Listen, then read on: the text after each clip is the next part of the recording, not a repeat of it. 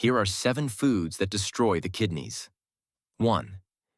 Instant noodles. They are packed with sodium, which increases blood pressure and stresses your kidneys. 2. Artificial dyes found in candies and snacks contain chemicals that can lead to kidney damage over time. Third, fried chicken. Everyone loves it, but that high fat content clogs arteries and can put an extra strain on your kidneys.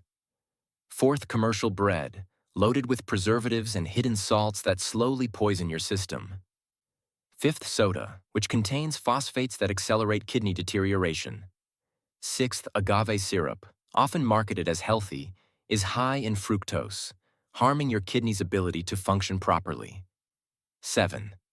Cereals, especially the sugary, colorful ones, are full of artificial ingredients and sugar that stress your kidneys. Kidney disease prevention is key. Avoid bad habits that damage the kidneys, like consuming the foods above, and focus on a diet that supports kidney function.